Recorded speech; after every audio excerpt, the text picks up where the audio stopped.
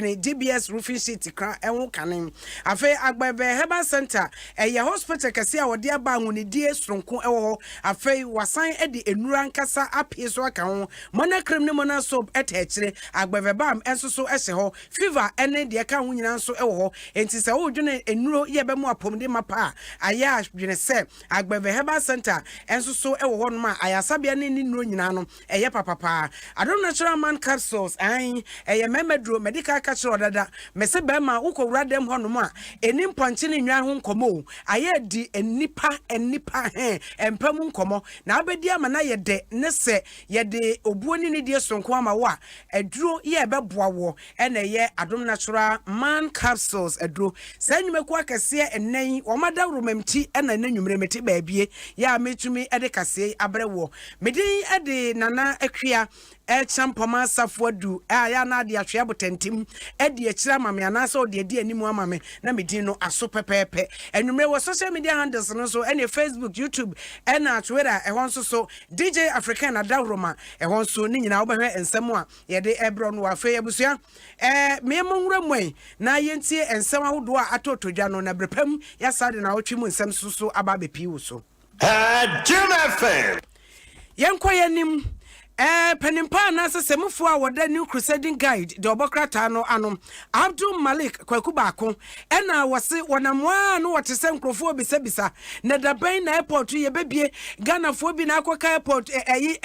esuagyi wo mo pese wo mo ba port ya yatutu munti no akoye bibia ho ena kwaku baako so Ghana fo mo nka makoma ntom yam wano anoma bia bohwema wesagu na sum aka kire ne se September bosum ye di yanim dia edi yanim yewu ne de di nkan pepepepe o ye bebi atum wase de ntikura ye bebie no ai ne se eno no betumi aboa ama Ghana fo a wonom aka kwantu ma wo so pese wonya kwanya eto aba ewo 2020 mu no wo ma ba no ma ba betro mu dim so amanfo bekaye a March bosum ya aba betwa mu kronum no ena COVID-19 mamofuai eyi ne ti ewo memu a eno ntu wampani eye na dwene se kwaye betumi afa so ne abo manfo ho ban afri yare no ho bebre no ebi ni say yema kwan ama foforo be wurawura mu na bi nso so emfa enkro eno nti wototo omen yase nyina so ekowi atie no ye nso so airport ototo mu bi eka ho sabe ye betumi ede akotia yare no na no ena ademu a bepem sabre a ene Ghana fo a wo mo aka nkrofo akro so de ene wotwe hu nwi bebrebe na kwakuba akodi atodwa kire se wono de wate no osisu dua ama Ghana fo enye nidaso se nyankopo ya dom na se atemuda amade a September 1st omen ye airport no ye bebi atum. Yes, I have friends outside. In fact, I had 2 or 3 messages the last week wondering what happens to them, especially with the airport closed. But in doing some checks, a bed within the corridors of power hint dropped into my ears that possibly the airport, the emphasis is on the airport, might be reopened, I think 1st September or 1st week September. The land borders will remain closed for whatever reasons. I mean, this is the information I got. Right. You know? Now the question, and I think if it is open, you mean there will be a dispensation for people to register, airport, or just walk into the... Yeah, you see, when you register, and I think I heard the EC official say this, if you register and it's 50 days to the time, you cannot vote. Participate. But I'm not sure it's 50 days yet. There's still more time, isn't it? Yeah. The because the law still gives room for continuous registration. Yes, but it stops at a certain point. Yes. That is not 50 days to election. That's right. Yes. So assuming the airport was opened September 1st, right, and people came in by September 6th, they can register. Okay. They can register and vote. There will be time. Yeah, there will be time.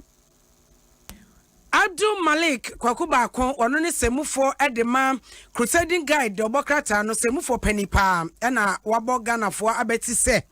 airport ya tumu airport ayire so awe be September 1st na ne ekwan dem afa wo ba betumi aba wo konso so a obetumi akọ na ye kwayanim ene ma me fa nko kase ebonum ne kwayanim ne ye komra sebadwam enru amra sebadwafo kwa asetena na asetena no nesese wo modwendwen na eye besia bi a aban no epese wogye ene enumekwa hodo bi aban no etumi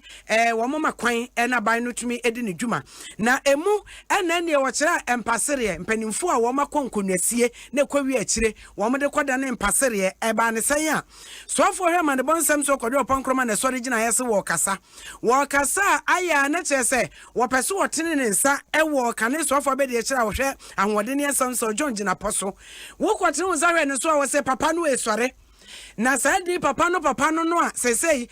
Sydney cry bisa say papa no wonim no papa no me say opehwe papa no ya hwehwe no papa no wo ya obahwew ena say yesanse yenya hunu papa no nti wo bia timi pagya no de aba no yenkoso bam ena wo de kopie mra se badwafi a wo kofre John Gina Ponso papa no sore na sam ya mekan wo betimi anya wasamaka ene wo mudidim na yentwenko yentwemra na papa no etem ya abai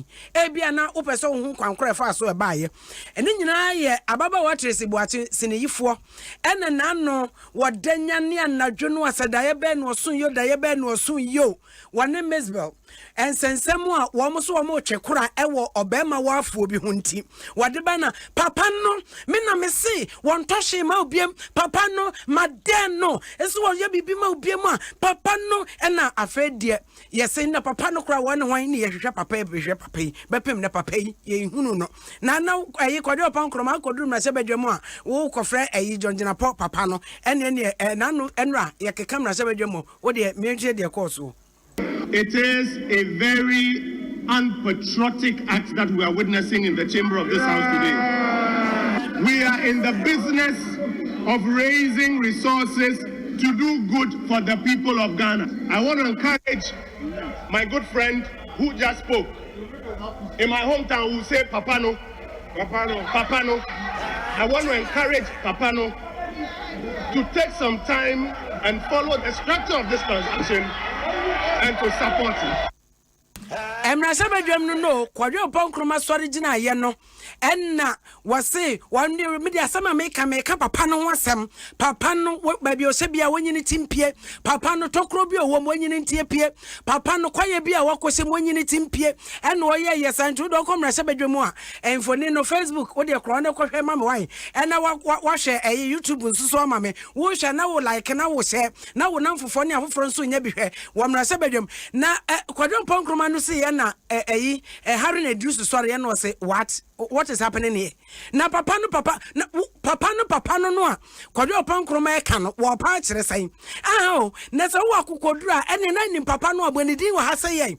ene ye se wonim papa no na ntimi mo papa no ne din no ntoa so de a twesai ene wo se me twensai won twensai de ne wo so ye be fro maame no eno so mun nsem ni to use words that are not acceptable and to come to parliament to employ those words used on social media. We take strong objection to it.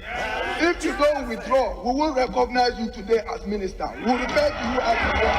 We will not do what you do. From today, we will recognize you as minister of this republic, and we will not afford you any respect as minister. Let's throw it to the dogs. What do you mean? What do you take us for? What do you take us for? What do you take us for? So, Papa, to accept it. From today, on this time, we will not recognize you as a minister of state. We will give you a name. We will give you a name. We will give you a name. When you take it, you go. Good. We will not. And we are serving you notice. He was elected just like you. And his constituents respect him. And you owe him that respect. You can't take this thing that far. Because you people use Papano on social media, you know what it means. You have lost my respect as minority leader from today. We will match with you. We will match with you.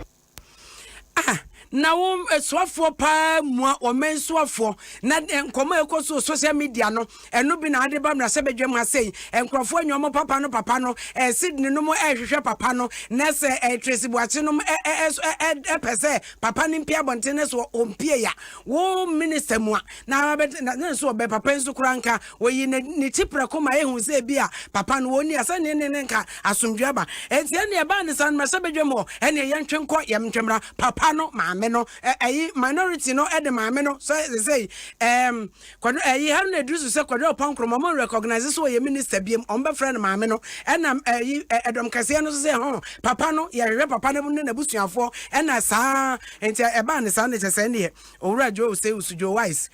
first deputy speaker no so no say abe ye mpanifo adwobre ye sremo mo matuo nkotwere ba bi atwere mo man enkrama na saa bre wo mo pe no wo mo pentokro bi nwuradwam na wo mo nkoda na ye nkomo ne ye nto ayadwuma so. It is inappropriate according to our rules to refer to a member as any other name or title other than by what the rule says, by the person's constituency or by his office or position in the House. That is what the rule says. Now, or you may call a friend the other gentleman. What the honorable member said in P, translated in English, means the man. That man, yes, better. That man translation. The honorable minority leaders, I don't know whether to call it threat or anger demonstrated. I pretended to overlook it because I think it is in the spur of the moment. And knowing this house, tomorrow we'll get away with it. But some insist on making an issue out of it. I don't think we'll gain anything as a house by pretending that that is new. And the threats do not come to anything. So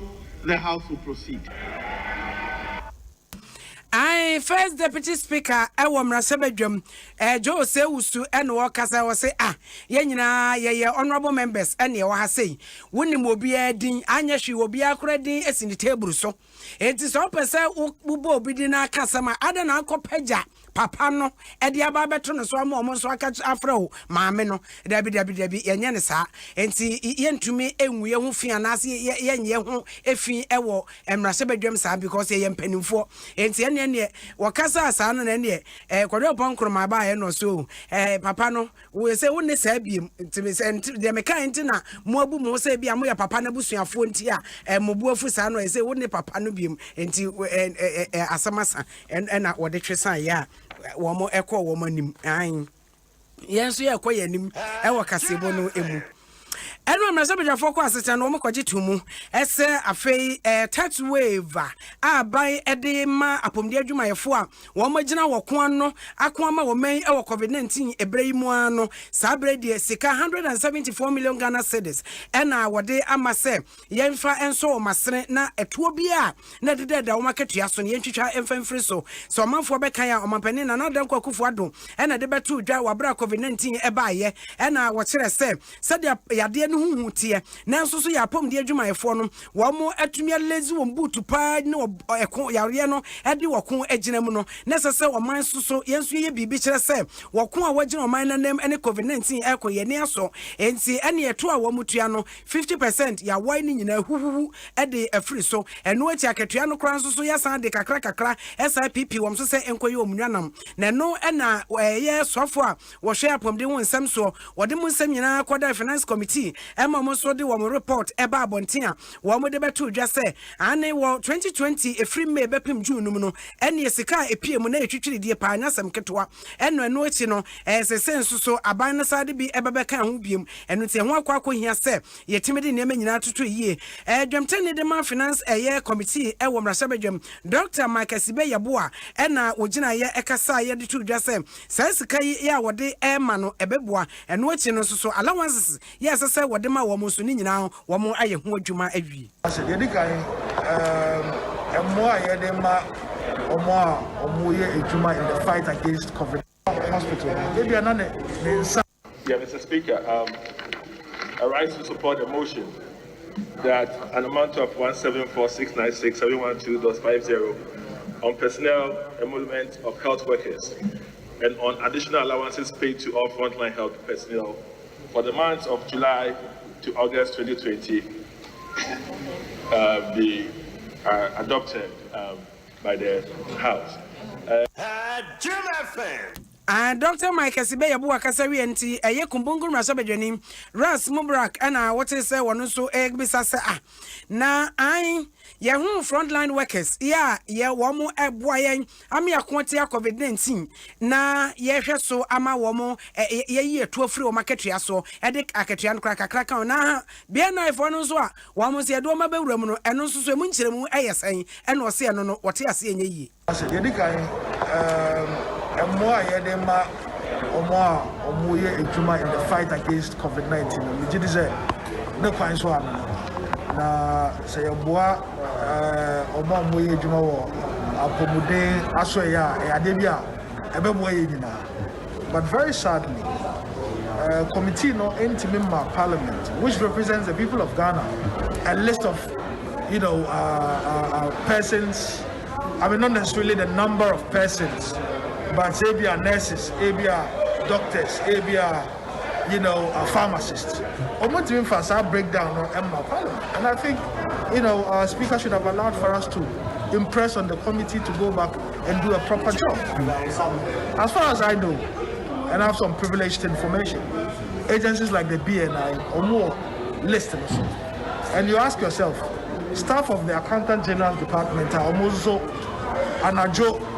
area anapa omuye ejuma to generate your friends and even the calculation on tax waivers young for omo anchor. And there are other agencies, ministries, departments and agencies are anaperio enumero almost omuye ejuma and then did a bit treaty a bit more special na yeja omu nyina afiri say ya apomuden omu ejuma wo apomuden aso ya na ye treat omu especially ye nyina ye beti ase Rasmu Barak and Ate so Kasan, we ye no and if Jasa Sokorim Rasabedjani, who come Rasabedjamun Sua, health committee no or no and a dream 10 year doctor a year you were free and was near for month frasay. Young for month fra and you are money upon the Juma phone and a Jumabomu. And since he had one more confront as I day, while upon the Juma phone, one more conno benino, a bamboo Juma phone and a biana for me not how much it is one more tension, no more cordia and no more so a say or prodigia on one suit. Yeah, Mr. Speaker, I rise to support the motion that an amount of 174,696,712.50 on personnel emolument of health workers and on additional allowances paid to all frontline health personnel for the months of July to August 2020 be adopted by the House. Mr. Speaker, in so doing, I would want to say that there was a marked improvement in the definitions of who a frontline health worker could be. Mr. Speaker, previously we had thought that they were going to focus entirely on health workers. But in the committee meeting, we realized that there has been some interagency collaboration, and for that matter, we have broadly increased the persons who the definition initially was so limited to as health workers, which means that there will be immigration officers and other state agencies who have now been captured into the definition of who a frontline health worker is. Doctor Nana, are you a free year? Penimpa de Chira, we call health committee, one Rasabedjemua, one no, and Sa de Brenne Adano so, and what is so Casana Fe, Mamma, I drink Cheba, Kumbi, Nubi, and Fahamana Fe, Yanfana Chumun, Sam Emerald. Samuel Pej was say Papano community husband, and what they by name, what did the attempts to do the Menkai, and in Kunim Papa was ye, this is what you do to make people sue you. Kodio Ponkroma, and or de Truamano. Messi Debra was said that so, and Kodio Cab was say, we give you president and you give us a robro. Emmanuel Asafwaje was say, Nidian cry, a jump poko, gifty Abasa, or say, according to Tracy. Debbie, Mr. Uncle, come, me journey home. David, Okonko disciple said that's good. Airport should be open. Or no, Sonny Diano. Solomon Johnson was a papa, the community husband near, and a gift to us was a naked, a Cassia boy, Tasty Angaza, and Raul Francisca was a respect Edley, Patricia, a Yim, Eddie by Anna Emmanuel J was a travel tenting. Ghana penny Solomon Chume say or say I think you debut Mr. Kadoso Sharif or say ma menno and Isaac Owusu was serious Alice Boatin was say if I may ask please who is Papano yenyina yehwehwe no Kodua was say Papano Miss Bill Papano Tracy Papano Solomon Johnson was at the for aba the be Mr. we dey man no man kan wa and afa Lydia Owusu was say it is you oh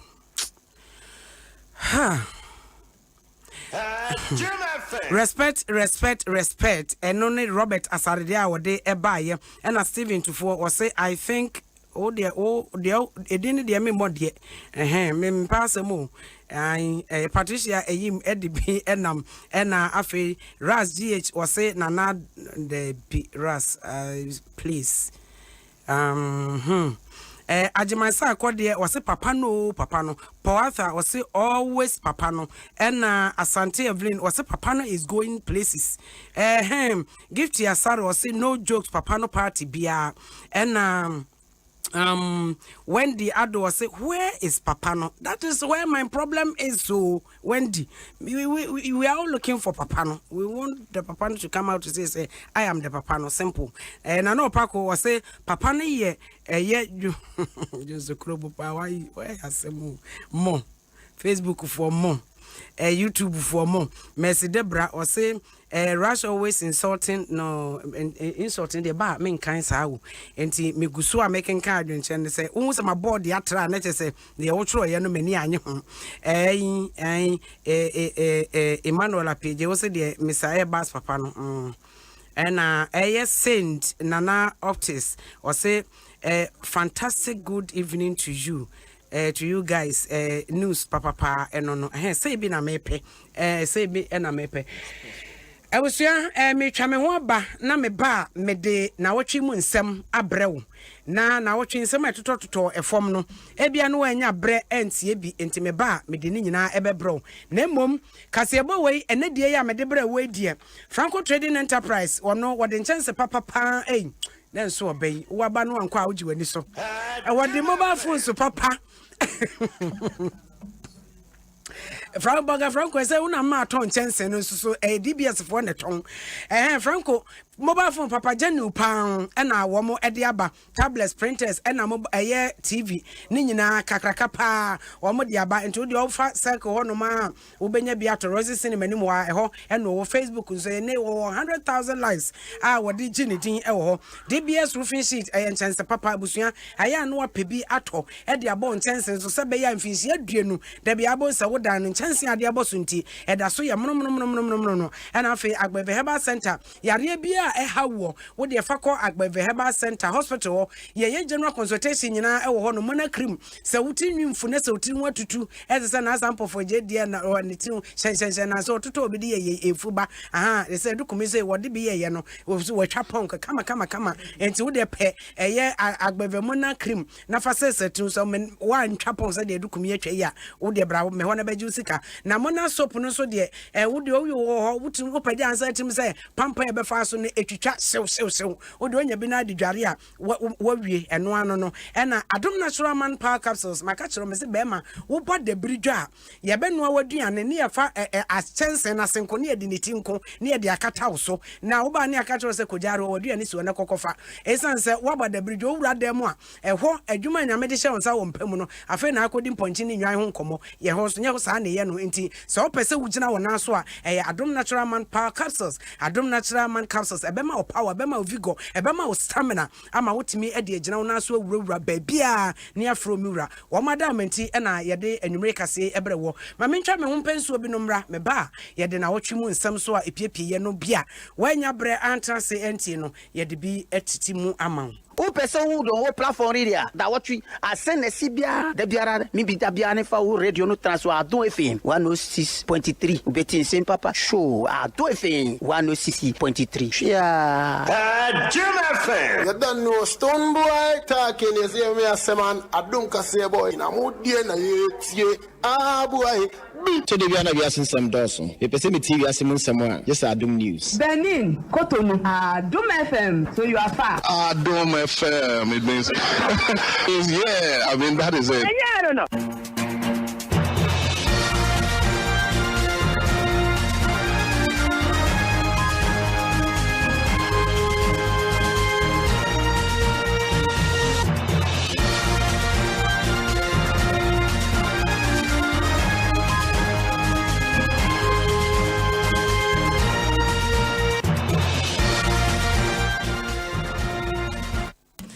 Medisia masamu akwa abade waba adom eye kasebon so we na watwemu nsam de bi na mebetitim de ama ho mebobo so tew frise ne make us say okoma nkra ba akopɛ ya waka adwura anwon na chi obi ani honom commentary eno de mfada Barcelona no mada me de ma meka kasebon nwie na mewie a na ma ye tete bi firi mu a ebeka bi enti wo de ma menwie na men komanim Chelsea fo ayi wo mo da bedna goti he just wo mu hiri dwam de ba ye ne say na watwemu sa wuti akodan fie nan a kwaku mensa ekoto no mona na akoda no opia so a enkonti wo fa betwafo se kai ede pai na sese be ya wo bebie ekwan ede atomu yie no eno ye de mu nsem bebro ena na watwi so Franketo ne de ma NDC amanyoko no eye John Dramani Mahama wano so titi bi ede ma bayi otiso se bebebebe wo wie ye no ena eye so afo hwa ma de bonsam so kode opankromazo wo to wo se me wakakra ena so ne wo so gide ebe ye ne wo ena no so etutu bi fam no ze papa ede ma no eno so sansam ni nyina beko ene yakwa ne samia wuku ena wono so titi bi man se bebebe eno so sansem no ye beko na yakwa akotie emunsem ena na wotwe yanso na Elvis free yankra Mr Coconut coconut one for a year $200 so kai Brazil 2014 wono so ba bonten se why na se mimi ko diska why na se me ye nhwehwemu no ne mate fa me so de so nhwehwemu fa ho nkrata nyina emra ena no so wono so de ne de ba ye se su na me su ne de na mpesa ne makontem keke eno so ye beko na yakwa akohwehwe enum semu no na yaka ehun asem se okai akwa no ka se abato di ntwonwuma eba so a ye nsa no ena no de o se na ye bento asa ena o kan ye no na nye eyi castration de de se ka be papa mu se be preduas ye ne hwemu aba saas na o kan ye enti abusua ene ma ye nkwan na fe na wotwe mu nsam na ye nsesa bi na ye mfa emaw nano ena fe adom yade emfoni beto dwa kire se abayu aketua bobonse ya wanya mfinsia nan akwada mfinsia nan yo so na wanante kura ne nan hyeda nyefom papa na wo mu nyina tie kurase ewo dade so na abante kwaku mensa suo wonya branko be chenchewie nti akwada no maame ayi aburo so ene eje ne fa koma kwaku mensa wode ma kwaku mensa ape ena kwaku mensa mu akwada no kose koku ase ena okwan no wode akwada no trouser ekekere no kon ena woro ne dros nso ena wode kan nsa gu nachi ekekere ye ede no oba be ye no a oba beto no mona kwaku mensa eworo akwada hu wie ye a wo pese wode ne dua ehye ne waduro mu na enkomu no afedi okoye ne se ne wo betimi aye bibi obetimi aye akora no operations enzo castrate akwada no se be ye betimi ama wafa no enti ofa betwafo se kan no de pai akwada no efri na se kopim se be eye babia oja nan efa no ansa na otumi afa akwada no ene akwada na brabo se papa na brabo se adokta fo chesa akwada no se ye kase oba ewu natural awo so wo chimpa de be ye din eno nti akwada ne papa ensemuni Fasida me sorry enti ma me no de enti anko abrantie no bro achimtiwie no odi abro no ema me ba ne so on fan command abrantie no de akra no wura kuku na so enti na ma me na ono na afuo ben ho no akra de abro no ba mo ti se akra no esu na ma me na enim se akra no adufie na ebia akra no edi ntamani bi na ebia na wifi de abono e ma me ne ba ye obisa no so akra no ma enti na ese me ire no kuku bi sa abrantie no okubisa abrantie no so se Afrana di aburu ba no wajano kwa mana eden akufi. Ifu asori ba ya obo mama ne no na chese se kokori afrana. E fo kokko bisa no. O se afrana di aburu ba ya no wajano kwa mana kufi. Ye ko ire ewura ma ni ewu no. Enam poko na se ya ko na ni kufu se wa fasite afrana ato. O de tsaje na chira afrana me na wa bone po ewo na chi dinde. Tina afrana ni enchemo. Ana me panse ese no odi sikin atwam no odi atekere ne nsa gu na chi na akora na nim butu fom yakwa ne moje egu no papa enya asamketewa ansa na ne sane akora no ne nsa na odi tikiri gu na chi no kura de na ntinye amfa ne nsa se kan na me twa se na ne wosi abokko no na o sana nsa ne Robert Kwasibuache ne ba ne akoda wanye mfinsia enan ya kwaku mensa ekoto ne mona no na eba ne sa no na ye bachi kwaku mensa eden kwa asenie bia ye de ne koja asenie bia wono ankasa koje ne mfumso nyina tumu se yu ade ne de ne nyina nsam a yakenkan ade ache no court ne nyina no woyeye na court ne dwamtani ebisa ne se okay ene sa amra na wato no court ne dwamtani his honor yawo owo ahene echampon ene wasese waje mfumso ne nyina tumu dia emonato no mra no ene ho asotwe ne ne se wo betimi adafia se be se mfie nso ekopem mfie aduanu enwotwe enti wo de efri mfie nso kopem mfinsia aduanu enum 7 to 25 years kade yemfa ma wo kwaku me se gina so okay ene yemfa mfie nso no ma na judge say sa me wo begina nya me dwi se bia wadwene ho atochema na watimi ahunu se mfie no ketu ewom ne yemfa ma ade ne mfinsia du nwotwe bam konebra Jim FM. de kopie mu efa kwaku mensam na ato a wokoto ye no nso eno no afa yenko ye nem ne emfa ensam foforo na wotwe mu Franketu ne dima NDC amanyoko John Dramani Mahama wosia osumu akandifo ene wo mo atwetwe nkomo na nkomo twetwe num no ena wode to osumu akandifo no enim se baabi aduro de mo mo nkoma no mpaado o wo mo nkoma no ntumem se nwa efrise abaye oti adwaso yi wayo o man niam nyina sakatu sakabom enema nkoyie enti wo mo bie wo ma no wo mo nkanya saade a sakonfo ne hye nkom se oman bobo a wo mo nyina timu bi wo mo nkasa ne sabai koswa ye de oye niam tantan ya sade wo ma bebode a ene dache ye nyire jejereje. The future generation of young people that we are nurturing, teaching and preparing to take over from us have been deliberately perverted because of the insatiable desire to stay in power at all costs. Almost everything that we had as a people, as a country, we had held dear and sacred are intentionally being corrupted in furtherance of selfish political ends. But my brothers and sisters, no matter where we have belonged on the political divide, this is a time for us to unite and act together to save our country. We cannot sit silently and look on as our nation slips towards decadence and dictatorship. It is not about me, John Mahama. Indeed, it's about Ghana. Indeed, I've received complaints from men of God to call government to order, and it's unfair treatment and sometimes targeted attacks on them for speaking out against injustice. NDC amanyoko no Franketu no John Dramani Mahama na wote se wone osumma kandifo atwetwe nkomo no munyina monka bi pa na yenko yanim na nano se ye no na me amesofo pani pa General Superintendent Edema Assemblies of God asafo Reverend Dr. Paul from Manson or prof mpo na wono editu dua wote se wo munyina te Ghana hade ekoso nyina wo mahunu na mom wo nkota amanyoko asemesi obenten na ko otuachi wo mo de obi abeye bia wo ka enti se bonkum ya neso wo ka emmu ntwemo anu mmea so na mu ntwa wo adapa efri se ade no de se de te nyina Ghana ye nyina ye manya enti ba bia be kopia no wo ka wo nkoma no ntum se de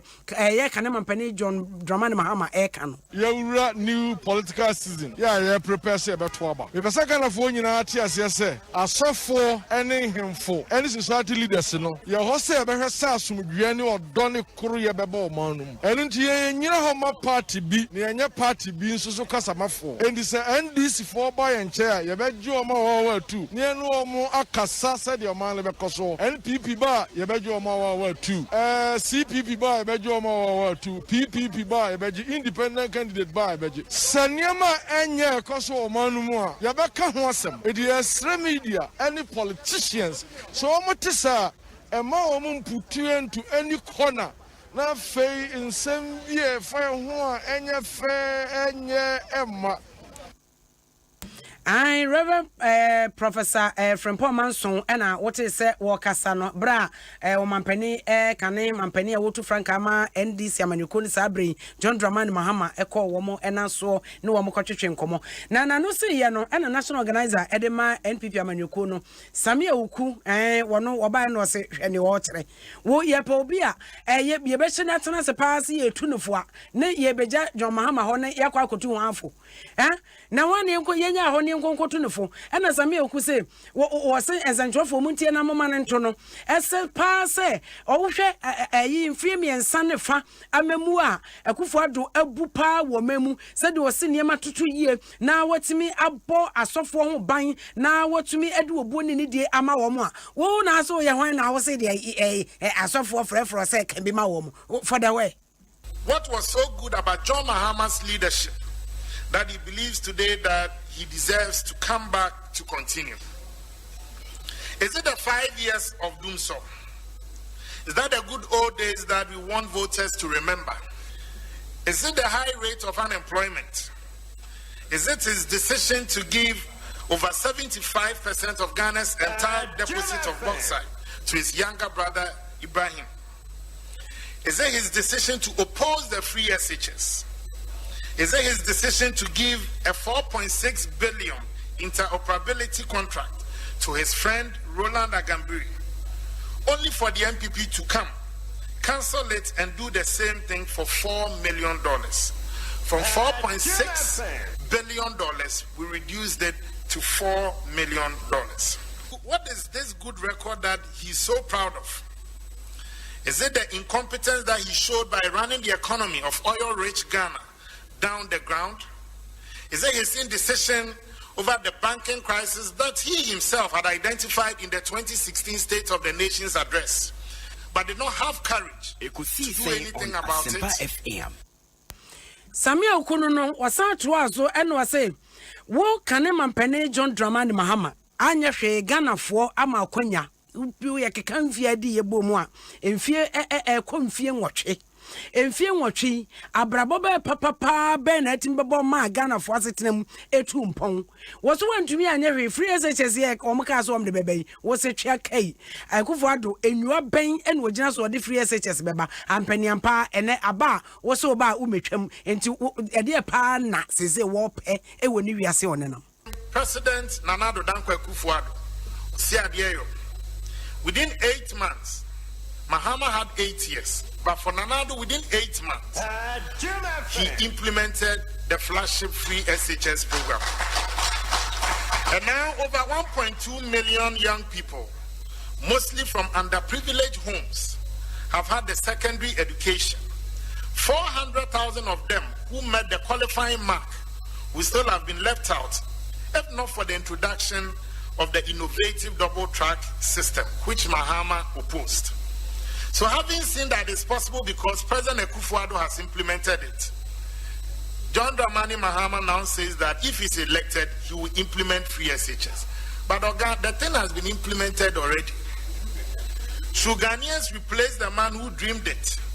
believed it, and delivered it for one who never believed it, ridiculed it, and fought against it? I'm sure if you ask a few, it could see say on Samia Okunu no watiti bi bebe de ma kane mampane John Dramani Mahama sabre wotu franka ama NDC amanyoko no na yanko NDC ni pafoforo so youth organizer, regional youth organizer monumentemu ena wowo efo wala chepo ena no ye ayi mame jemensa ene ne dom ye se wo mo betro edin foforo no wode betu dwakọ kasa radio station bi so se twa kai saadi ntwere Womu gare a moto billion and ya do betimi atroda. So bit Ghana has so one any betron chia se and pennyampa and niampa. A ya battle commissar one any dom no juma phone betimi aye din tron woman for fro memoir. Sadi any sipa any one no efo a year while on your chapo. Yan cheno ni yan sano. Yan cheno sano and what didn't send me a two just say ye. Electoral Commission, any Germans are ethnic registration. We are receiving the of you say, Munchim and Monsami. Therefore, they are what's the new register? You see, muscle, Mr. Abasso, our mania. Studio producer, or recording, or Munchim and Monsami, but you will be.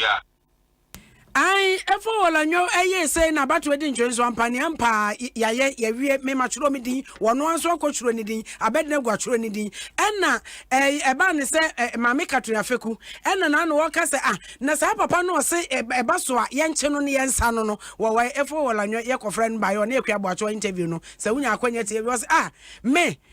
okay, yɛn fa ne sɛ mekase yɛ nsame na asa no sɛ yɛni asɛm baako asa no yɛwɔ bɛnto adeɛ ɛne yɛwɔ sekai deɛ enti me bɛnto adeɛ na meka no nti wei wopɛ na msɛ ɛna boacho ase ɛne efi na ɛkoro brɛ na bɛnto adeɛ no koro a yɛmfa nsaw na kɔ baabi enti wei so ɛyɛ asɛm a esi yɛ ɛwɔ na wɔtwe mu ma me nkɔmanim na maka kyerɛ sɛ commentary ne nti no ɛnɛ na wɔtwe mu nsɛm no mebɔ no papa mɛsɔre ntɛm ɛnkyɛ bia na mɛsɔre anyɛ hwɛ mo sima bɛ miɛnsa na megya hɔ nam do ama kɔbistone no sania kwa abrantie yi sania kwa wɔse wɔbɛyɛ story na no wɔte na som nsɛm bɛsi fo ya wɔn ɛbɔ bɛsi bra no coronavirus ba yɛ wɔn de ato sania kwa nim sɛ nneɛma nkɔ yie kura nneɛma nyɛ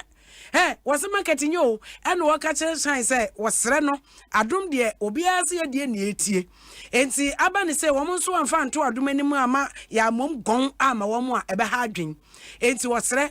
sɛ covid-19 wɔno ano kwan a yɛfa so ne yɛwɔ bere no wɔpɛ nkwansie baabi a wakɔ akɔtɛ enti mɛma no wɔma dawro ma shan mfa nto wɔn anim ɛnam adom nso mfa nto wɔn anim sɛ momra na sɛ wɔn kɔ kakra no ɛhɔ ɛsen ne bi abam ɛhɔ ayɛ kama enti momra na sɛ bɛyɛ a wɔn so sɛbe wɔn betumi nya bibi ɛde ahyɛ wɔn no pipiripie mu corona ba ta ba na nkɔfɔ pɛpa ko missionary na ɔmo ba mo fa corona na nya hwɛ me oba maybe say on nose mask when o sanitizer o de check na ma ka che say fa on sound o nose mask no so be hye me so ma ye media ukwa ba o mensa a sanitizer me asa woni ne pa ne ba da o be hye nose mask say then no o face me na say o ma me corona me ye ne den enti ono hye me so ma hye na wa dane wa no say me so ma dane me ma o face me ba missionary na mo ba mo ye no sa because no dog in e bia o ka say fence 50 on ya scam enti ne ni sika so 20 na wa ye ne normal na o ko ne baby adepano no bisanti binti edin no adepano no na ode to sane akwanim Dr. Shine say hade no wanye we say kromate so nka first 2030 oba timinya bewe say covid ba ye ya nema aye stroke bisi basai saa na aye nti wudi okita 10 15 na ade aba na wabetwa wabeyu die afrim na wokọ na woye no osan de ato wo manim say sesi a ono ankasa no waye krado wo ya wo bestati a wo hye nose mask kama aba ne science me ka say ene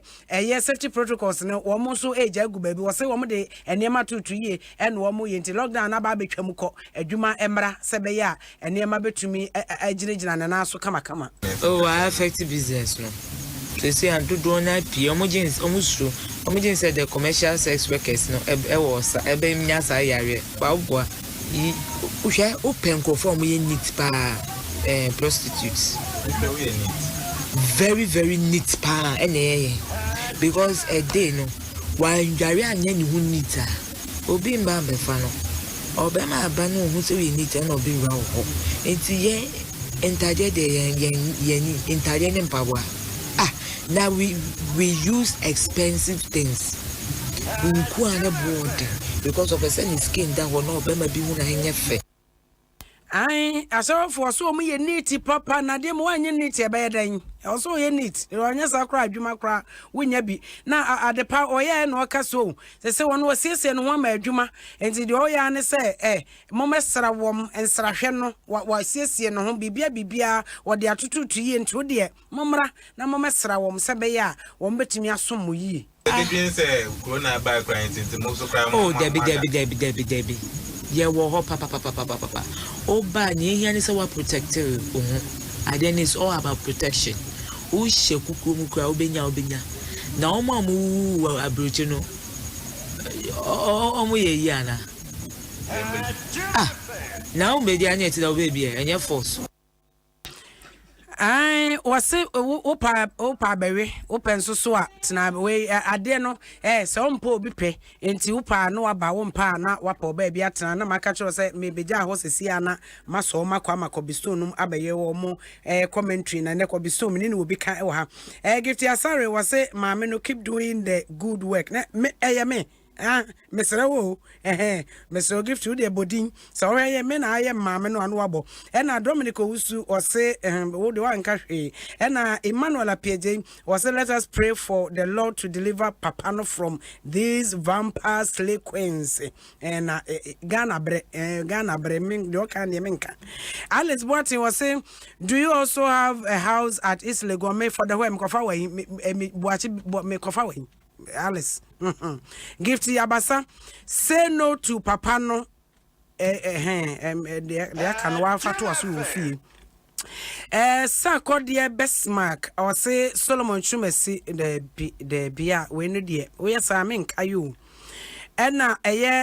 Samuel Apieje was say ato papeni. Me said the ocho said the mission pen on the mekanama war. A champion, Kwame Champion was said the registration is not credible. And was some no. My gift she was a shame. Muhammad Shafiu was say a fool and you come out na so and one as a mempeka kadrone yina me fankwasa no oba mum dia me mesa no o unity say wa aveli no ho a me so mesa no ama no na o say ye ni abre medafo pa ya wo je bre ene adraje ene metena ha sei eye kaseboyi ai ye de wusi ne de ene na wotwe mu de nyina me de wasi na me so de yi ene UEFA Champions League say knockout stage mu ne we ho ene enra eye Barcelona FC enra wo mu de kai wonum kran de kai to twa de kan no Wamo say Debia my say wo ba kokra mo no so na dwese chinchina I said there basa ama na 70 no kwan bia obefa so obesom wo mu bia na ba wa ba kokra kra won che Podolski anamboa Podolski ni mula wo mo ye mpanimfo mo mpo no no mo che se woni pani beko na mpom ene de Man City ana ene Leon Man City football club any Leon ena wo modem na me yenye me team ni free mu dia wo mo maka bia wo monko Manchester na masa okay eno out ti free mu be kasen da bi out ti free commission out ti free mu be kasen oh bassa na no amoye mo ho sa oh commercial be bassa yen kasa oh Man, entertain so. Then I know what say I bet no say for one. And then right there now say and no cry me fan say for 1 year because at least 8 and no 81 and no 81 and no 81 say wo ma man for say ba ko ma wo mo say ba ko ma wo nti aso ha enti me sorry na if I must that boa me ne yemfama Adom Natural Man capsules afi DBS Industries Limited wo mo chance papa and afi Agbeve Herbal Center and de ka ho no Franco Trading Enterprise phone papa efie ene honum me sorry na yakra koda medin de atweabo tentim na atwe champoma safodu abednego kwasi asante se edu A4 na dauma ena ochinchim fruma no edema akuba obatuntum papa bi eka ho sabre wajam hoko ose onya left enti ojam hoko ena DJ African wono so na dama YouTube ene ana kwasi ajima pambo no so ene semufu a wono so esemu